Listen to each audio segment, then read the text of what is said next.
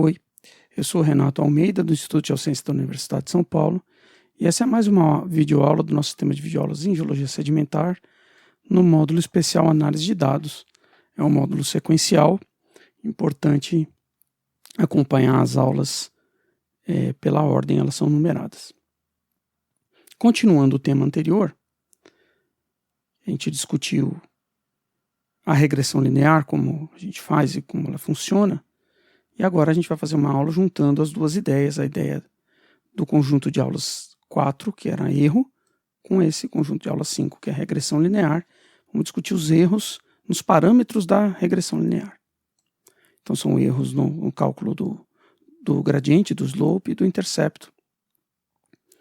E para entender o que são esses erros, a gente vai ter que discutir um pouquinho melhor o que é a matriz de covariância, discutir o conceito de distribuição de uma PDF em 2D, uma função de densidade de probabilidade bidimensional com duas variáveis, ver o que é essa questão da covariância, o que é a covariância da amostra, o que é a covariância estimada da população, e vamos analisar como funciona esse pacote CureFit do SciPy Optimize, que é o que a gente usa para obter todos esses parâmetros.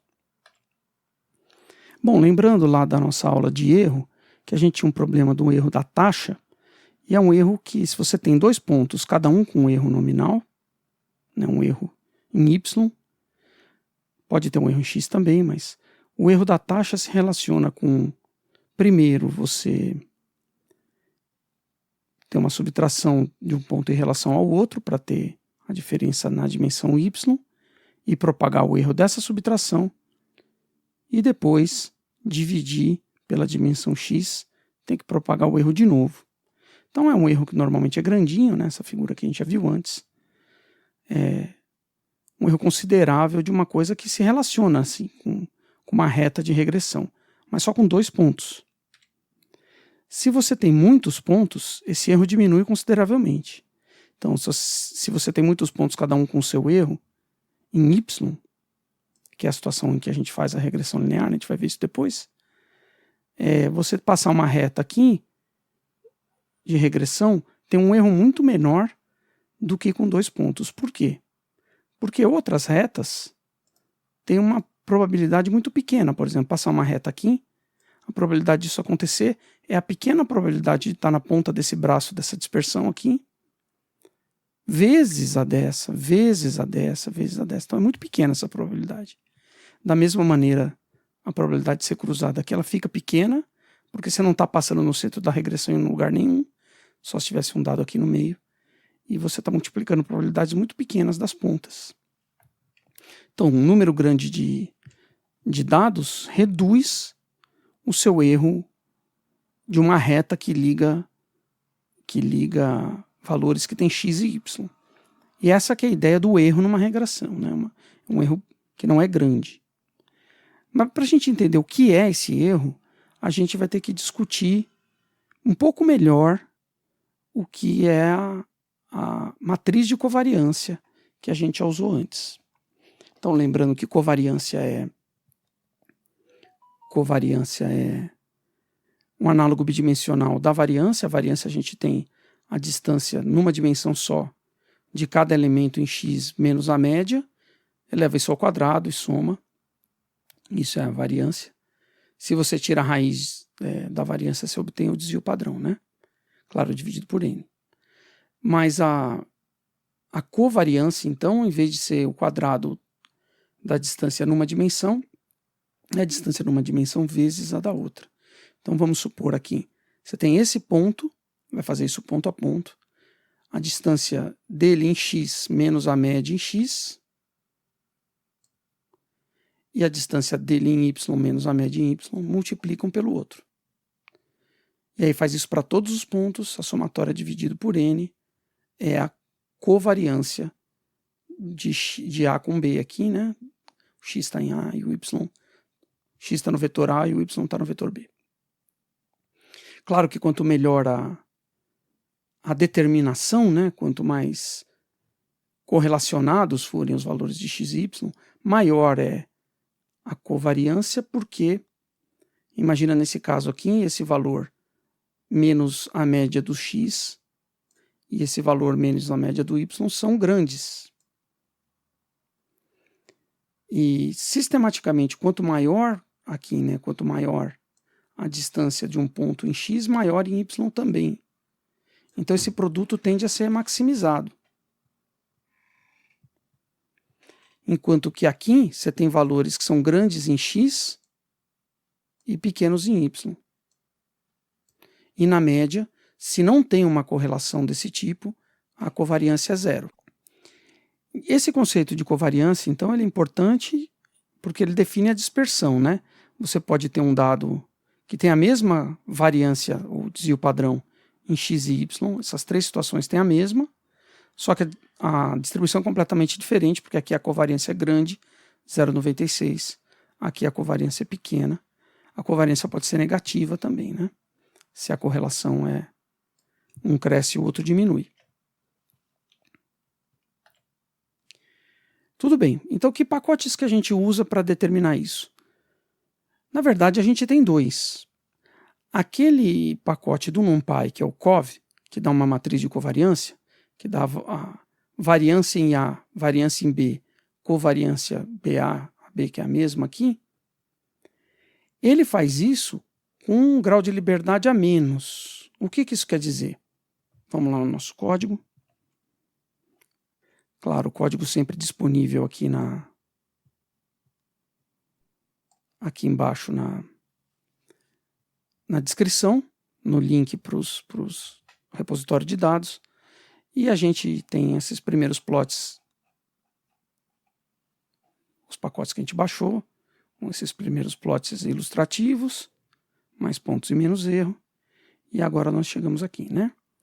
Então, se a gente define uma função pela equação da covariância, que é essa aqui. Então, uma funçãozinha foi definida, covar minha, eu fiz a função A, B, e o delta degrees of freedom, aquele valor que você subtrai do n para ter os graus de liberdade, por definição é zero. Se você puser outro valor aqui, ele vai aceitar outro. E vai juntar num vetorzinho que começa a fazer os p's, um while aqui, um contador, o comprimento do A, né? Entre o A e o B, eles têm o mesmo comprimento. O A do contador menos a média do A, vezes o B do contador menos a média do B, para cada valor, né? E depois você vai juntando todos os valores no P com append.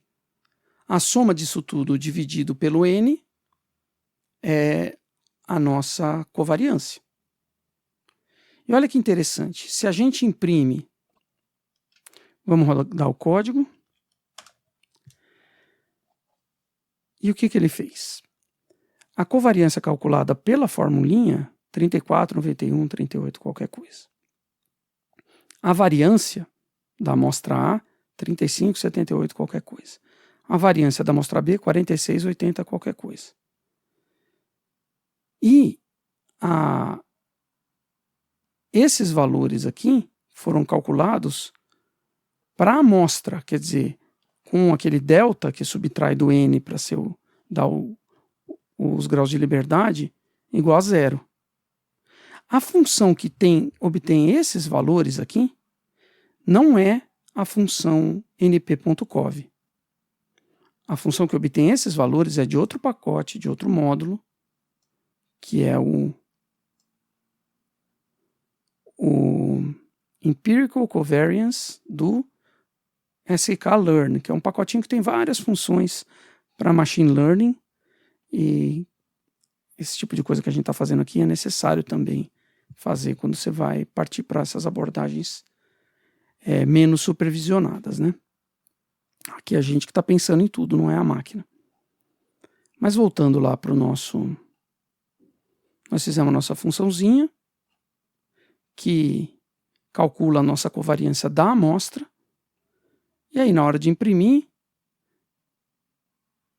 a gente imprimiu isso, e a saída do empirical covariance, que é a covariância empírica, é a covariância da amostra.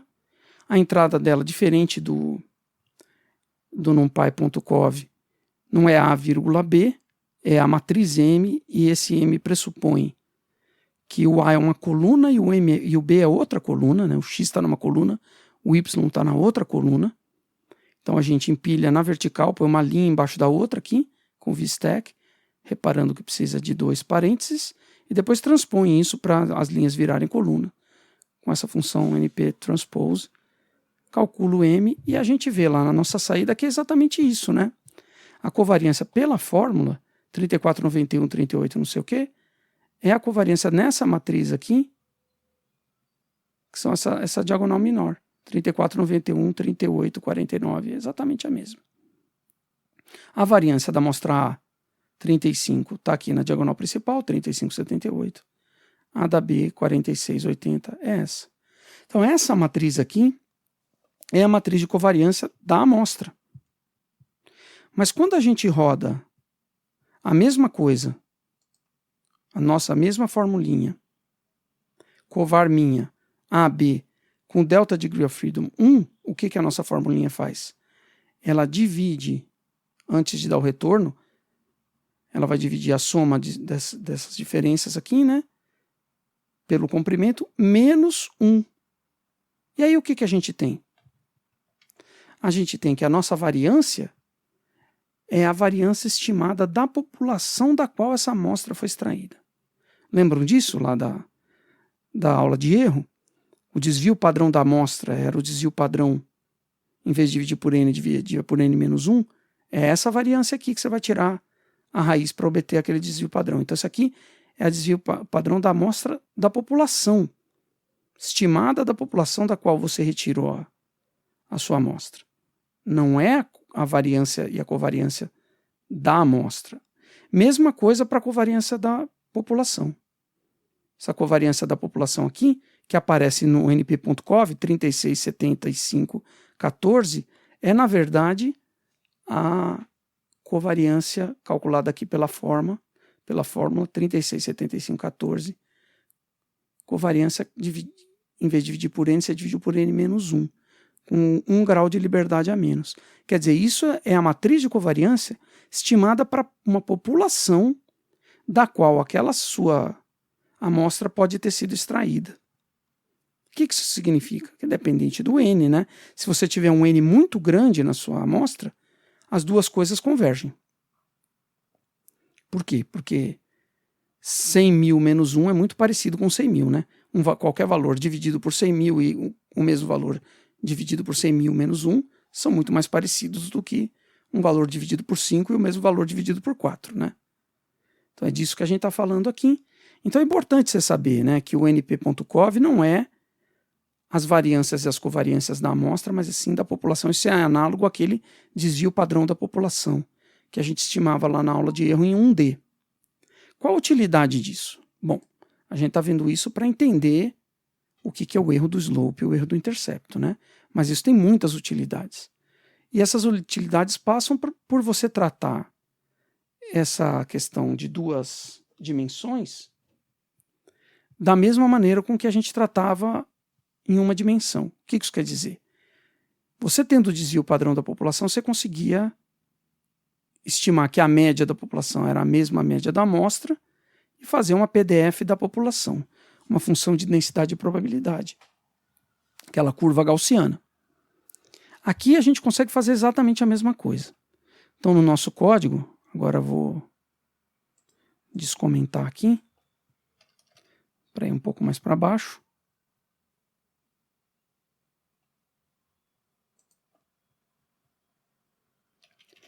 O que a gente faz?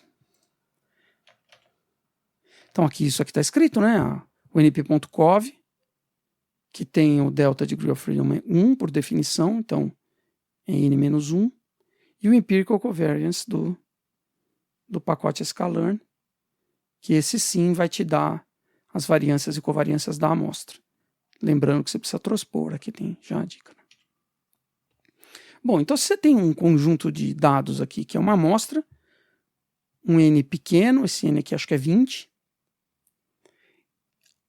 a matriz de covariância da amostra, com empirical covariance, tem essa variância em A, em X, essa variância em Y, e essa covariância. Mas, de que população ela foi extraída? Bom, você usa lá o seu np.cov, tem essa variância maior em X e essa variância maior em Y. Vocês lembram disso, né? Que o desvio padrão estimado era maior do que o da amostra, necessariamente. E a covariância também é maior porque segue o mesmo princípio de ter um grau de liberdade a menos. E como é que a gente representa essa população? Você representa ela com uma função de densidade de probabilidade que está aqui embaixo. Em tons de marrom, em vez de ser uma curva gaussiana, é uma elipse com duas gaussianas, uma gaussiana nessa direção e uma gaussiana nessa direção. Né? Uma elipse. Como é que a gente desenhou isso? Bom, isso aí não é tão fácil o desenho, né? Mas está aqui o código. A gente descobriu qual que é a covariância estimada da amostra com np.cov do A e do B, as médias de A e B, e aí tendo esses 5 parâmetros, percebam que são 5? Quais são os 5? As duas médias, as duas variâncias e a covariância. Com esses 5 parâmetros, você usa uma outra função que a gente importou aqui no começo, do SciPy Stats, que a gente já está craque em usar. A gente importou o Multivariate Normal como MVN. Lembra que a gente usava para uma dimensão o pacote normal? E aí tinha a função PDF, tinha a função PDF, a função de densidade de probabilidade, tinha a função cumulativa também, o CDF, vários pacotinhos que tinham lá dentro. Então agora a gente tem um análogo para multivariada. Em vez de precisar de 2 parâmetros, precisa desses 5. E a gente entra com esses parâmetros nessa forma.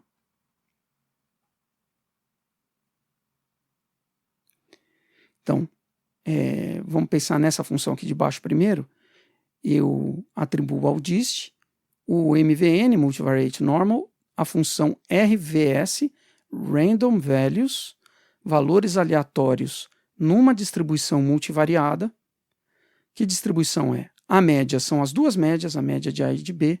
Aqui ele já está sabendo que o multivariado é para duas variáveis. Se eu tivesse várias médias aqui, seriam várias variáveis.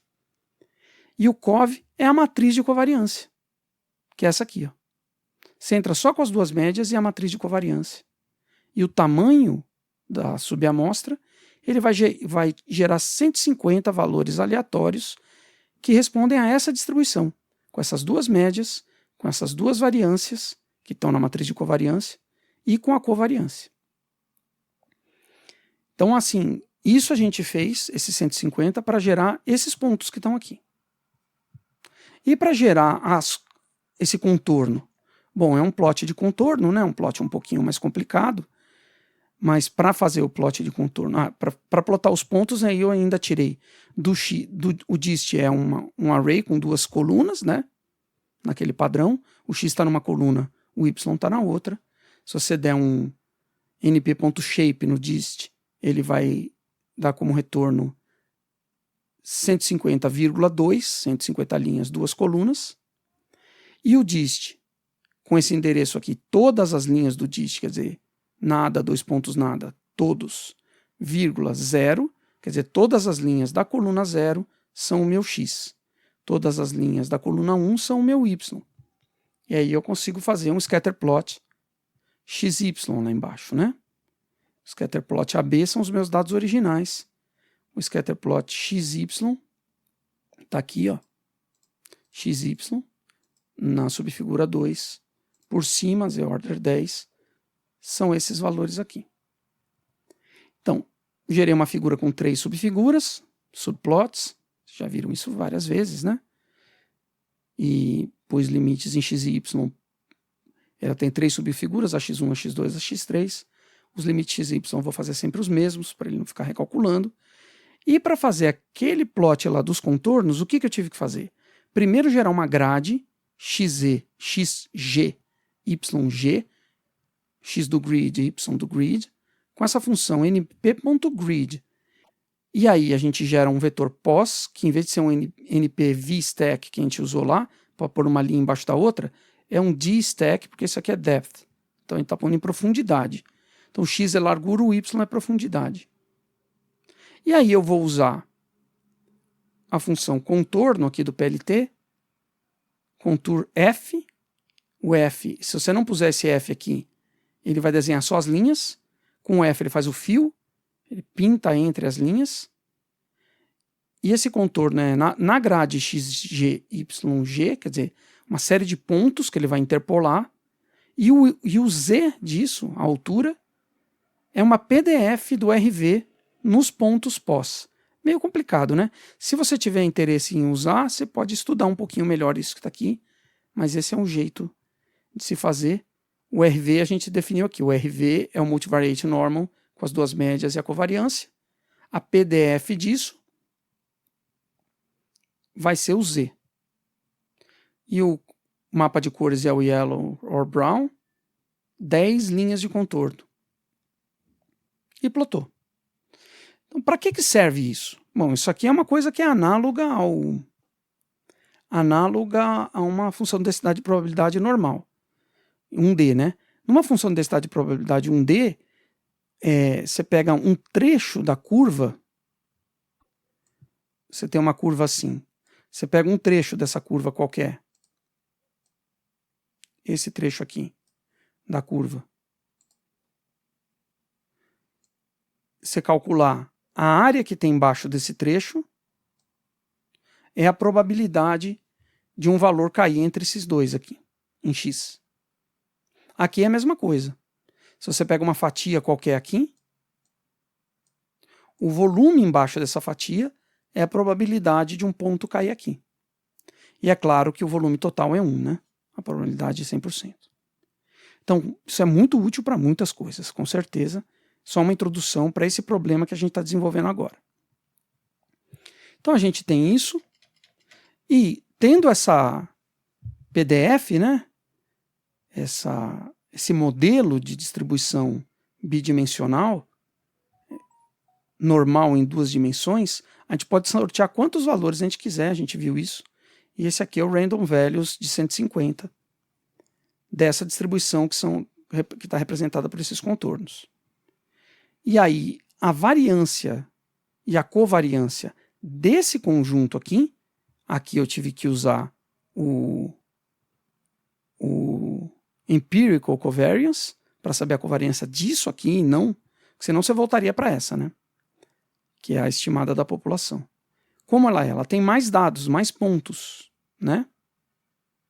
Mas ela é uma subamostra disso. Então, a variância das duas é menor do que a da população e a covariância é menor também do que a da população. E sempre vai ser assim. Para que a gente aprendeu isso? Aprendeu para tentar entender o que é o erro do slope, né? Então você imagina que você tem um slope que foi definido para esse conjunto de amostras por mínimos quadrados. Eu tenho que destravar isso aqui. Opa. Foi definido por mínimos quadrados, o seu slope está aqui. Então é um coeficiente angular da reta, um valor do intercepto. E o que a gente pensa que é o erro disso? Bom, com a matriz de covariância estimada da população, np.cov, eu posso gerar um número muito grande de pontos, né? Mas isso aqui está tentando representar a distribuição. Aqui tem 20.000 pontos que seguem a distribuição. Então, se você extrair valores daqui, por exemplo, aqui tem 50 valores, se você extrair da população total, aqui tem só 20.000, mas tenderia ao infinito, né?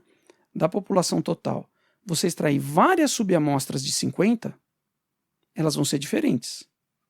E elas vão ter slopes diferentes. Uma subamostra tem esse slope, a outra tem esse, a outra tem esse, a outra tem esse. E assim por diante. Então, se você extrai valores aleatórios com o número 50 daquela distribuição de covariância do np.cov com o multivariate normal.random values, extrai muitos e calcula o slope de cada um. O desvio padrão de todos esses slopes é o seu erro. Então, o que é o erro do slope? É um erro devido ao tamanho da amostra e à dispersão dos dados. quanto maior a dispersão dos dados e menor o tamanho da amostra, maior a probabilidade de uma outra amostra de mesmo tamanho ter um slope diferente. Então é isso que é o erro. O erro é um equivalente ao erro da média, lembra? Que dependia do tamanho da amostra. Quanto maior a dispersão interna à sua amostra e menor o N, maior a probabilidade da média da sua amostra ser diferente da média da população. É análogo a isso aqui. Então é um erro padrão do slope.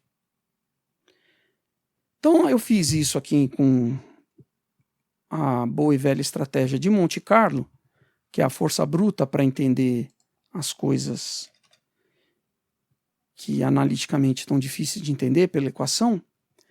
É uma ferramenta didática importante, uma ferramenta de estudo importante, né? Essas coisas de sorteio. E são 3 loops, um dentro do outro aqui. A gente tem... Eu deixei isso aqui pequeno para rodar rápido, né? Mas o que rodou lá são 5 erros em Y diferentes, que a gente gerou um A com uma distribuição normal com a média 20, desvio padrão 5, 50 amostras. O B é o A vezes 2, aqui no caso, né, o coeficiente angular real é 2, mais um erro aleatório, com distribuição normal, média 0, e o valor 4. Isso a gente vai fazer aqui também, da mesma maneira, aqui dentro, ó. Só que em vez de ser o valor 4, é um valor que varia 5 vezes. E o contador 0 vai trocar 5 vezes, pegando uma vez cada um desses. O primeiro é 2, o segundo é 2,5, o terceiro é 3, o terceiro é 4, e aí o quinto é 6. Tudo bem. Aí o que a gente faz?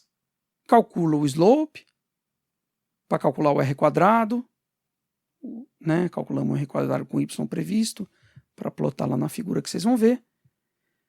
Cria um M, e aí faz um outro loop. Esse loop aqui a gente tem 40 tamanhos de amostras diferentes, num espaço logarítmico, né? Então isso aqui é 10, isso aqui é 10 elevado a 2,5, é mais de 300, e vai ter mais resolução mais perto do 10 aqui. Então vai ser 10, 10 e pouco, 11 e tal, e vai diminuindo o espaçamento, porque a gente precisa, nessa curva que a gente plotou, de mais resolução nos valores menores. 40 valores. Para cada um desses 40 valores dos sample sizes, o contador começa em 0, a gente vai somar 1 toda vez, a gente vai fazer um outro loop aqui, que são um outro contador que começa em 0, até ele atingir o tamanho das iterações, e a gente tem 10 iterações aqui, lá eu rodei com 2.000 iterações. Só que agora eu quero deixar isso salvo pequenininho para vocês, porque senão ele fica consumindo muito processamento do seu computador. Vocês ajustem isso aqui, né? Eu vou deixar comentado aqui 2.000, que foi o que eu usei. E aí o que ele faz? 2.000 vezes ele roda isso aqui, que é o quê? Extrair uma amostra aleatória do tamanho do sample size, ele vai fazer 2.000 amostras aleatórias do tamanho do sample size, e depois vai fazer de novo com o próximo, de novo com o próximo, 40 sample sizes diferentes. Você vê um processamento longo, né?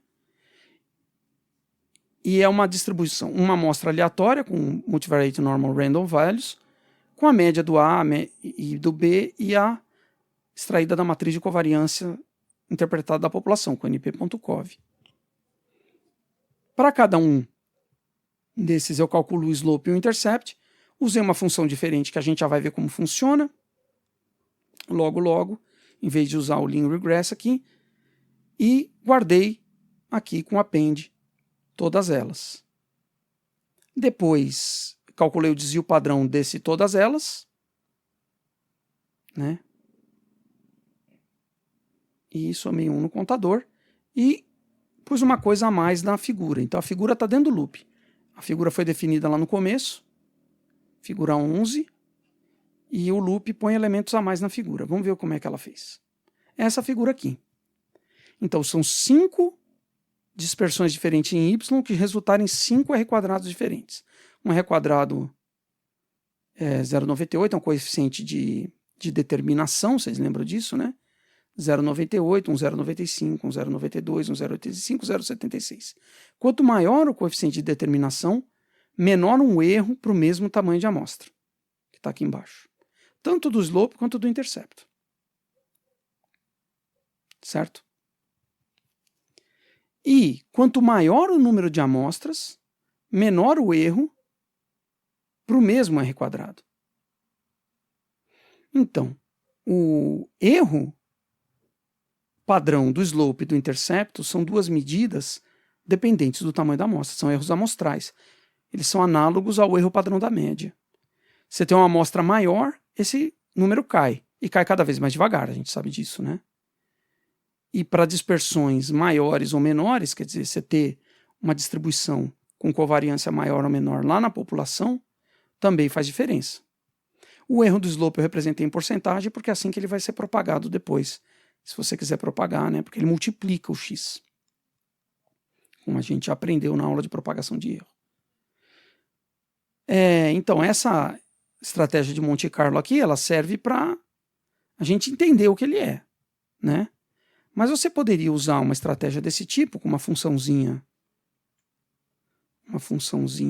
que eu defini aqui, que em vez de fazer um loop de 5 R quadrados diferentes e 40 tamanhos de amostras diferentes, isso aqui é um loop só, com uma distribuição só, AB, o B sempre com a mesma função de A, que é o último dos que a gente fez, que vai ser gerado aqui, né?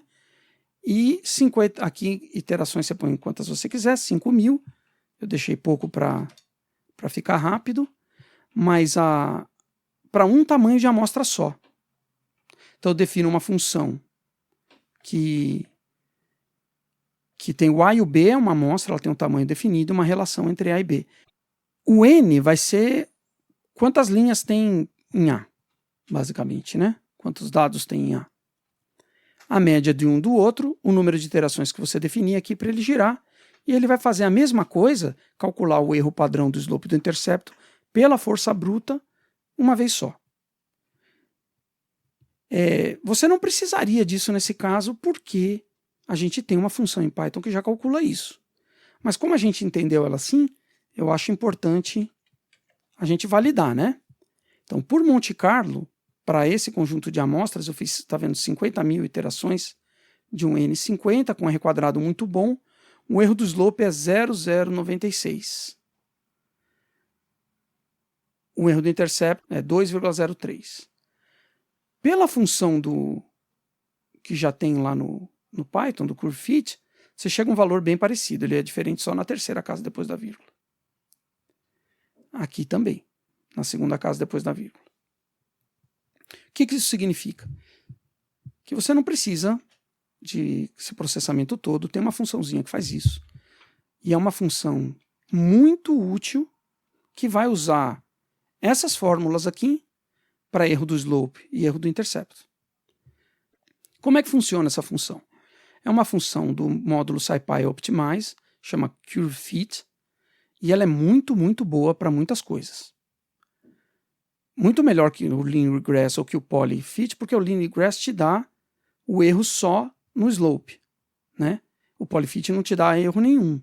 O Linear Regress só faz regressão linear.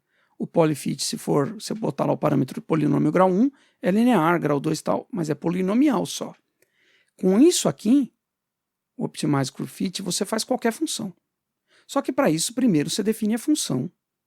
Então aqui eu fiz, você já sabe definir função, né? O def func, a função chama func. Você entra com o x, que é um vetor, a e b, e retorna a vezes x mais b. Definiu sua função, ela podia ter qualquer outra forma. E aí você usa lá o curveFit, que eu importei já, disse from SciPy Optimize import curveFit. Não preciso escrever isso aqui tudo, porque eu importei assim. E aí você põe a função e o x e o y que estão correlacionados através dessa função. É essa forma, só isso. Devia ter chamado de x e y aqui, porque aqui esse a e b são outra coisa, são os parâmetros, né? É que a gente está chamando o nosso vetor que contém x de a e o vetor que contém y de b aqui no exercício inteiro. E o que ele devolve? Ele devolve duas matrizes. Uma matriz de uma linha só, que é a otimização dos parâmetros. Por mínimos quadrados, ele descobriu o que é o seu a e o que é o seu b, e o seu POPT, aqui o POPT, como a gente diz lá no laboratório, é essa matriz de uma linha em que na posição 0, desculpa, você tem o A, estimado por otimização com mínimos quadrados, e na posição 1 você tem o B. Então, o POPT aqui, o POPT são os dois parâmetros, o slope e o intercept. Mas ele dá uma matriz de covariância dos parâmetros. Olha que interessante. Então, isso aqui é a variância de A. Isso aqui é a variância de B. E isso aqui é a covariância AB.